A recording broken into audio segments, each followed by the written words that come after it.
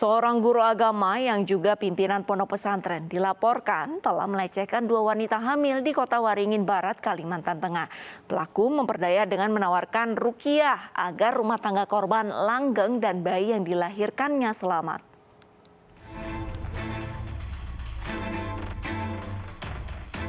Pimpinan pondok pesantren ini hanya terdiam malu usai diciduk aparat Polres Kota Waringin Barat, Kalimantan Tengah.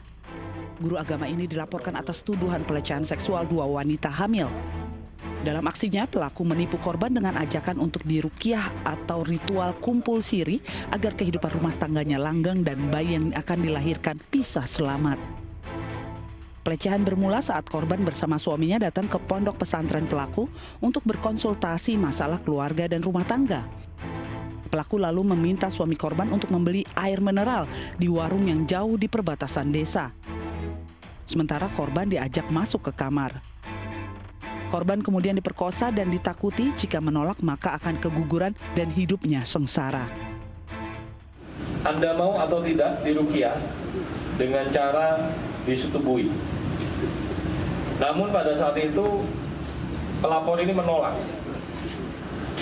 Namun setelah ditolak itu, si tersangka ini mengatakan kepada si pelapor, jika tidak mau melaksanakan ruqyah dengan cara disetubui, maka hidupnya akan lebih sengsara dari yang ada saat ini. Dan nanti bayi yang ada di dalam kandungan pelapor itu akan meninggal di dalam kandungan. Kesalahan saya Bapak, kegelapan semua sebenarnya kami beringinan baik, membicarakan dengan yang baik, mengatakan yang baik. Tapi kami sendiri di tengah jalan di sini ada ujian yang sampai memberikan saya melakukan kesalahan. Jadi sampai untuk Ustadz bukan? Saya sebenarnya bukan Ustadz Bapak. Dari tangan pelaku, polisi menyita barang bukti diantaranya baju gamis, pakaian dalam, sarung, dan kerudung milik korban. Sementara guru agama gadungan pimpinan pondok pesantren ini harus mendekam di sel tahanan Polres Kota Waringin Barat untuk mempertanggungjawabkan perbuatannya. Dirinya dijerat pasal perbuatan cabul dengan ancaman hukuman 9 tahun penjara. Seorang guru matematika di Makassar, Sulawesi Selatan tega memperdaya dan mencabuli siswinya yang masih berusia 17 tahun. Korban dirayu untuk menjadi kekasih dan diizinkan bimbingan belajar gratis agar mau melayani pelaku.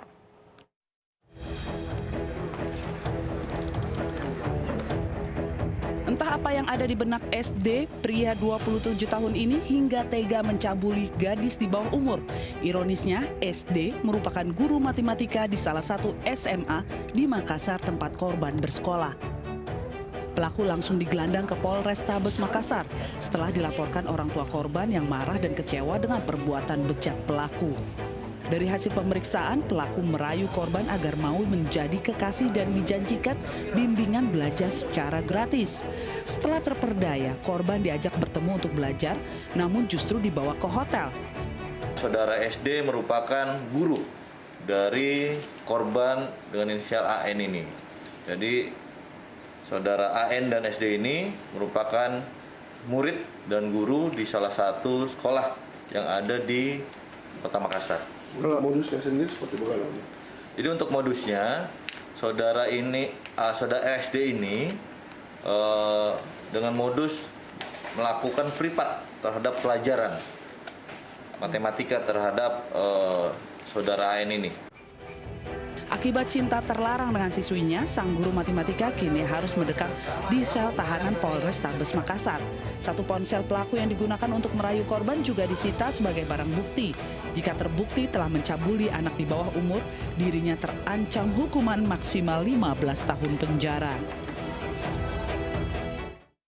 Seorang guru olahraga sebuah SD di Wonogiri, Jawa Tengah mencabuli 6 muridnya. Peristiwa yang terjadi pada tahun 2016 hingga 2018 ini bermotif pijatan yang bisa menambah tinggi badan korban. Kasus tersebut baru terkuak saat seorang korbannya mengadu kepada orang tuanya.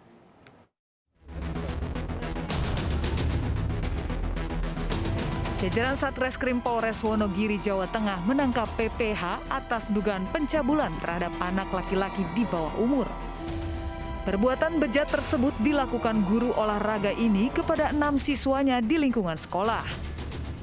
Menurut pengakuan tersangka, pencabulan dilakukan dalam kurun waktu 2016 hingga 2018. Kasus asusila di dunia pendidikan ini terungkap saat salah seorang korban akhirnya menceritakan nasib tragis yang dialami kepada orang tuanya.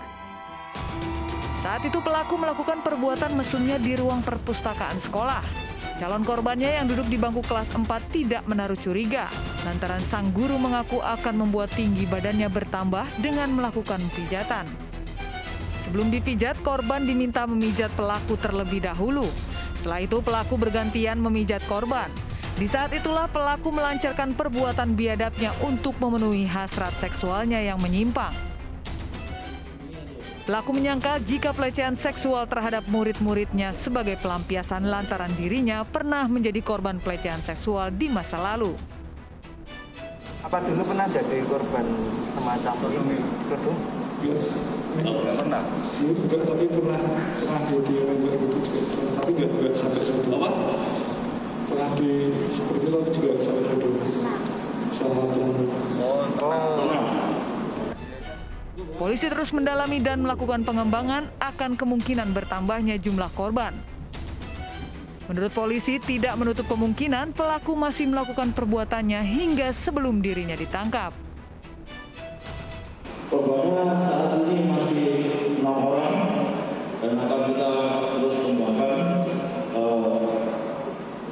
dengan harapan bahwa semua korban bisa melaporkan ke Satreskrim. Atas perbuatannya, tersangka dikenai pasal 82 tentang perlindungan anak dengan ancaman hukuman maksimal 15 tahun penjara dan denda maksimal 5 miliar rupiah. Seorang kepala sekolah di Padang Panjang, Sumatera Barat ditangkap karena mencabuli 4 siswa laki-lakinya. Pelaku yang memiliki penyimpangan seksual ini memperdaya para korban yang berkonsultasi padanya terkait masalah meningkatkan kepercayaan diri.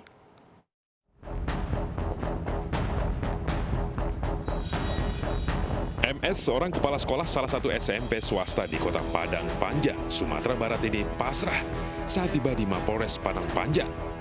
Dirinya dilaporkan telah mencabuli 4 anak didiknya yang semuanya laki-laki.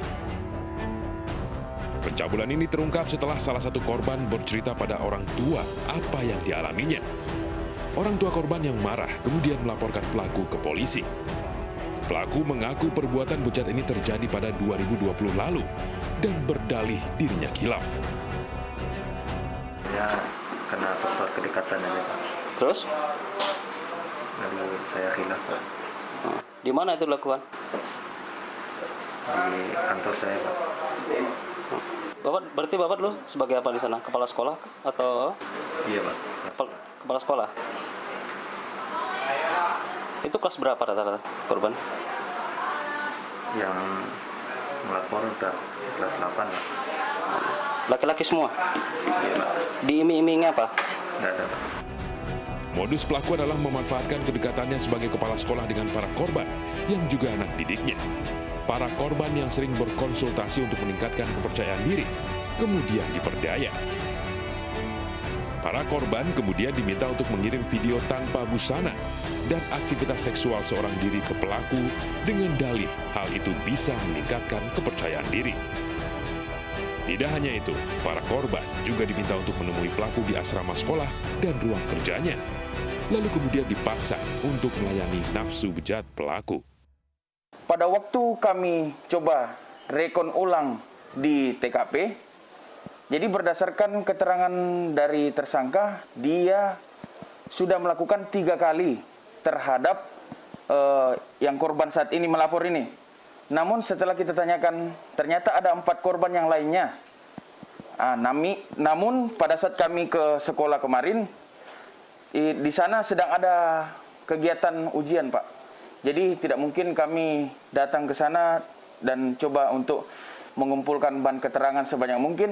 Takutnya akan mengganggu mental psikis anak-anak yang sedang melaksanakan ujian tadi.